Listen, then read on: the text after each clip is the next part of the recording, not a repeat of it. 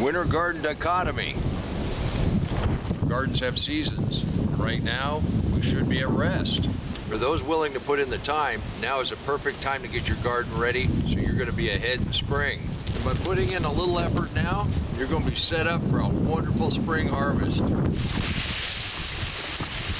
I would never presume to tell another adult how to garden. And if you're happy with your results, that's wonderful. And when I say dichotomy, all I'm meaning is winter. Some folks look at the garden as being at rest. I look at it as full of life. Now, if you don't want to do anything over the winter, and you want to wait till spring, and you want to till it up, you want to have a little short window, it's up to you. I'm just showing you what I do. But it's also a Saturday, and you know what that means. I get to celebrate you and what's going on in your gardens. And this week, we're lucky enough to have a couple viewers send in what's going on in their gardens. One's deep mulch down in Florida, and one's cold frames in Portland. The way I look at it, time's getting short. I expect to be planting in about 30 days. That'd be the end of February. That may seem a little soon in Zone 7, but we're going to plant the potatoes underneath the mulch. And that still gives them 15 to 20 days before those sprouts even break the surface. And in the deep mulch, that ground temperature is going to be just fine for the potatoes, and we can do a little covering to keep the tops from singeing if it does get cold. While I go get another load, let's go ahead and take a look at one of our new contributors, Julian. Came from Spain, lives in Portland. He's taken up the deep mulch. Julian set up this cold frame, said he's had snow until just recently. The cold frame was able to keep liquid water in all through the cold weather. The leaks are already coming up through the deep mulch, and Julian is set up for a wonderful spring. That was awesome, thank you. You know what? You left a comment down below. Let everybody know just how much you appreciate them sharing what's going on in their garden. You can participate. There's no obligation. Just send in a photo now and again. You can help motivate people around the world to show them just exactly what's possible in a garden.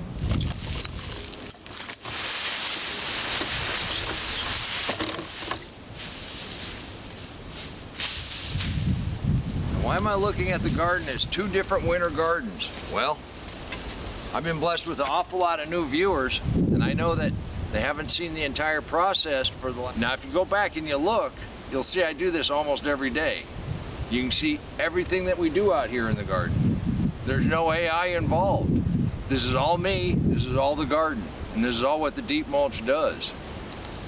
Also, every Saturday, for the last 4 years, we've been going to you and celebrating what's going on in your garden. And we've been blessed with a ton of new viewers, and I realize that some of the questions I got, just because they haven't been around very long. And the mixed mulch, deep mulch method is our way of putting in a little extra effort during the winter when most people think their garden is asleep, and that puts us ahead for spring. And you can do this too. I'd much rather be out here moving leaves in 40 degrees with a light breeze than 113 pulling weeds. But like I said in the beginning, far be it for me to tell another human being how to garden. I'm just showing you what I do. I thought folks might be interested. It ain't getting it done sitting here, so let me go get another load of leaves. While we do that, let's go on down to Florida. Look at Brother Bruce's food forest. I think he expanded. He got a whole bunch of star cherry trees that he's planting up. Then I'll let him tell you all about the seeds he's starting. Hello, Mr. Smalley. This is Mr. Bruce at Orlando's Food Forest here in Central Florida. Here's a look at the seeds we've got started here. And I'll go through for you and tell you what they are. The first tray is green beans. The one behind it, sugar peas. The next one, I have two different types of sunflowers. I've got a red sunflower and a mixed sunflower. Behind it, I've got an artichoke and a red dragon fruit. In front of that, I have a long purple eggplant. And the same behind it, long purple eggplant. And we have a tray of broccoli and a tray of Chinese cabbage. And in front of that, I've got 2 tomatoes, actually 3 rows that are tomato 55 and a trellis type tomato. Behind that, I've got a tray of okra. And I've got 3 sections of yellow, let's see, what is that? The yellow tomatoes and Cascadia tomatoes. And behind that, I got 3 rows of jalapeno and 3 rows of the Turkish sweet peppers. Next to that, we've got yellow wax beans. Behind that, I've got a buttercup, a butter crunch lettuce, and a red bowl lettuce. Next to that, I got a whole tray of bok choy. Next to that, we have a big yellow onion and a big red onion. We got 2 full trays of that. And I got a tray of pomegranate. In the back, I've got yellow squash, tray of cucumbers, the long green beans, the yard long beans. I've got 1, 2, 3, 4 little trays of those. And they should be coming up here in the next couple of weeks. We just got these in the seed starter trays the last couple of days. All right, Mr. Smalley, God bless.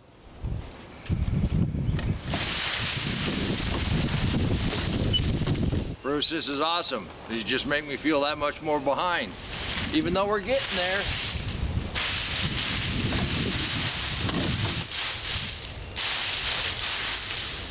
Just like forecast, it's starting to warm up a little bit. I think I'm gonna need a little breather. Paul bought me a cup of coffee. I think I'm gonna go have that. Then I'll move a couple more loads of leaves. I get it. I talk about the deep mulch all the time. Mixed mulch, why we do it, the benefits, the life in the soil. And I keep saying you can do this too. But if you have a question, I do this sequentially and have for the last 4 years. I get that it's sometimes hard to go back and find an answer to that question. If you're having a hard time finding an answer to a question in some of the back episodes, I did put it all together in one book. Makes it nice and easy to find. If you found any value from any of these episodes, it wouldn't hurt my feelings if you helped me out. Buy one of my books. If you want to improve your soil and eliminate most weeding, where really the hardest work you're ever going to do is harvest.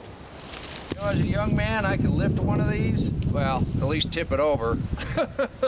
I don't know if I can do that now. This, spreading this out, this is exercise. This is not hot right now. We get this done, then we're gonna plant, and then we harvest. That's all you gotta do. Till next time, remember, take care of yourself, take care of your family, and God bless you.